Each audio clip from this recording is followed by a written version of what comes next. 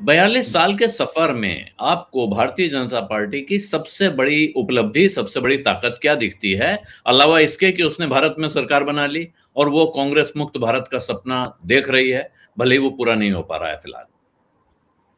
मैं ये मानता हूँ कि पिछले 42 सालों में भारतीय जनता पार्टी की सबसे बड़ी उपलब्धि हुई है कि जो हिंदुस्तान की जो इलेक्शंस के लिए जितने लोगों की ज़रूरत है, उनकी जो मूल मानसिकता थी, जिस सपना को लेके हिंदुस्तान जब बना था 1947 के बाद से, उस मानसिकता में परिवर्तन या बदलाव ला पाई है। ये सरकार ये सरकार जो है और ये भारतीय जनता पार्टी जो है, जो मानसिकता बदली है उसको मैं थोड़ा-सा बैकड्रॉप में जानना चाहूँगा कि जब 47 में पार्टीशन के बाद हिंदुस्तान बनी थी, तो क्लियरली ये बोल के बनी थी कि हम धर्म के आधार पे हमारा राष्ट्र नहीं होगा।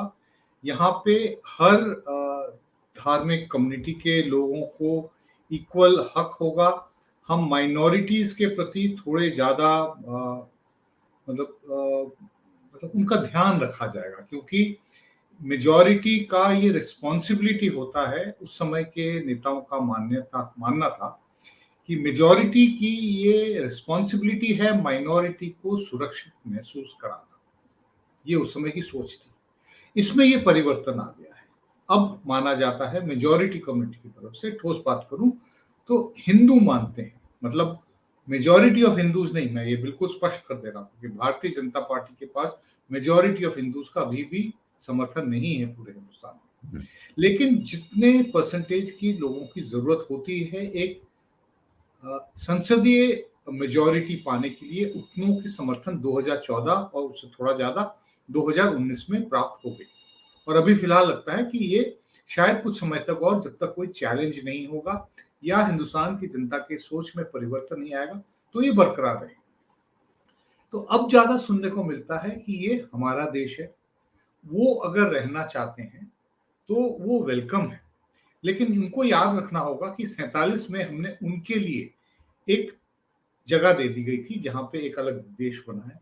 वो नहीं गए, तो ये जान के गए कि हमारा देश है और यहाँ पे फिर हमारे टर्म्स में रहना चाहिए। वो अपना धर्म का पालन कर सकते हैं, लेकिन कॉमन स्पेस में, जो पब्लिक स्पेस है, उसमें तो वो कम से कम हमारे आदर्शों और हमारे महापुरुषों को अपना माने। जो चीज राष्ट्रीय स्वयंसेवक संघ के सरसंघचालक दूसरे शब्दों में बयां करते हैं कि सब हिंदू, मुसलमान, वो अपनी फेथ को प्रैक्टिस कर सकते हैं, लेकिन हैं तो वो हिंदू। ये एक बड़ी एक आयरॉनिकल या बहुत कॉम्प्लेक्स सोच है।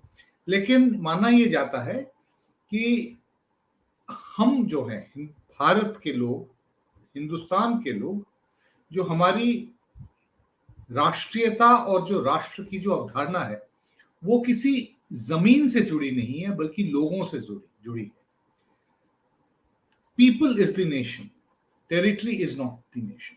हम जैसे लोगों का, शायद आपका भी ऐसा ही होगा, कि हम प्राथमिकता टेरिटरी को देते हैं। ये है हमारा मैप, नक्शा जो है, ये हमारा भारत है। उसके अंदर जो लोग हैं वो नागरिक हैं। सारे नागरिक जो हैं उनको कॉमन हक है। ये फर्क है सोच में। बाकी जो संघ परिवार, भारतीय जनता पार्टी और इस सरकार के लोग भी मानते हैं कि जो लोग रहते हैं वो है हिंदुस्तान, वो है हिंदुस्तान।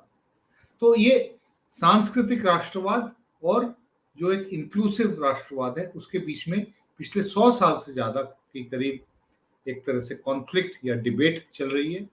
100 साल पूरे हो जाएंगे 2025 में, जब राष्ट्रीय स्वयंसेवक संघ की सेंटिनरी मनाई जाएगी। तो ये अब जो है सबसे बड़ी उपलब्धि ये है कि इस सोच के प्रति शायद हिंदुस्तान में पहले की तुलना में सबसे ज्यादा समर्थन कर पाए। जी, तो आप कह रहे हैं इस सोच के प्रति सबसे ज्यादा समर्थन, लेकिन इसके साथ आपने बहुत सावधानी पूर्वक वो शब्द इस्तेमाल किया। जब आपने कहा हिंदुओं का मानना है, तो आपने कहा हिंदुओं की मेजॉरिटी का मानना नहीं है, सारे हिंदुओं का मानना नहीं है। जो हिंदू भारतीय जनता पार्टी या राष्ट्रीय स्वयंसेवक संघ के विचार से सहमति रखते हैं, उनका मानना है। आपको लगता है कि ये संख्या बहुत बढ़ गई है? अभी भी आप जो कह रहे हैं हिंदुओं का बहुमत नहीं मानता है, इसका मतलब हिंदुओं में ज्यादा बड़ी संख्या ऐसे लोगों की है जो ये नहीं मानते हैं। देखिए 2019 में भारतीय जनता पार्टी को 37% वोट शेयर मिला था। 2014 में ये करीब 31 से 32% के बीच में था। एनडीए के जो बाकी जो घटक दल हैं उनके 4-5% और, तो उनका पूरी तरह से हम नहीं कह सकते कि वो 100% भारतीय जनता पार्टी की जो हिंदुत्व की राजनीति है उसको आइडियोलॉजिकली एंडोर्स करते हैं। वो भारतीय जनता पार्टी के साथ हैं क्योंकि उनके साथ होके वो सत्ता के पार्टिसिपेंट्स हो सकते हैं, मतलब पार्टनर्स हो सकते हैं, उनको पावर मिल सकता है। तो हम ये माने कि 37% हिंदुस्तान के लोग भारतीय जनता पार्टी के साथ हैं। अभी 37% में ऐसा तो नहीं हो सकता कि मात्र सिर्फ हिंदुओं ने वोट दिया, क्योंकि एम्पेरिकल स्टडीज हैं कि एक बहुत ही छोटा तबका ही सही, लेकिन मुसलमान भी भारतीय जनता पार्टी को वोट देते हैं। जी। Centre for Studies in Developing Societies CSDS की जो पोस्ट पोल सर्वे भी उत्तर प्रदेश के चुनाव के समय जो आया है उसका नतीजा ये है कि उत्तर प्रदेश में भारतीय जनता पार्टी के बाद मुसलमानों ने अगर किसी पार्टी का चयन किया तो वो सबसे ज्यादा Bharatiya Janata party, Samajwadi party, Samajwadi party मुसलमानों को समाजवादी पार्टी, तो उसके बाद भारतीय जनता पार्टी, उसके बाद बहुजन समाज पार्टी और कांग्रेस की तरफ मुसलमान वोटर जो हैं वो देखे। सेम चीज हमको गुजरात में भी देखने को मिला है। 2002 के बाद से एक विडंबना रही है कि करीब 8 से लेकर 10% जो गुजरात के जो मुसलमान हैं वो भारतीय जनता पार्टी को कंसिस्टेंटली वोट देते आए हैं।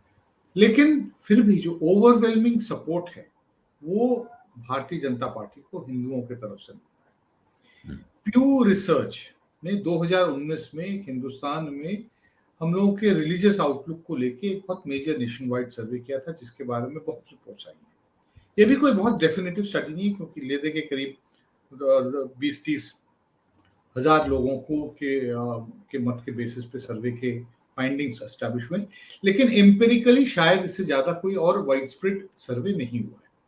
इसके मुताबिक उत्तर भारत, पश्चिम और सेंट्रल, ये जो 3 जो रीजन्स हैं, यहाँ पे 50% से ज्यादा हिंदू भारतीय जनता पार्टी के समर्थक हैं। मतलब यहाँ पे 50% पार कर गए, लेकिन पूरब और दक्षिण में नहीं गए। पूरब में तब भी 40 के रेंज में है और दक्षिण में 20% से भी कम हिंदू भारतीय जनता पार्टी के समर्थक हैं। तो उसका जो मेरा जो इनिशियल जो था कि भारतीय जनता पार्टी अगर आपने आपको राष्ट्रीय पार्टी के तौर पे देखती है तो अभी उनके लिए पूर्वी भारत और दक्षिणी भारत बहुत दूर है अपना बनाने के लिए। सत्य हिंदी का ऐप डाउनलोड करें गूगल प्ले स्टोर पर।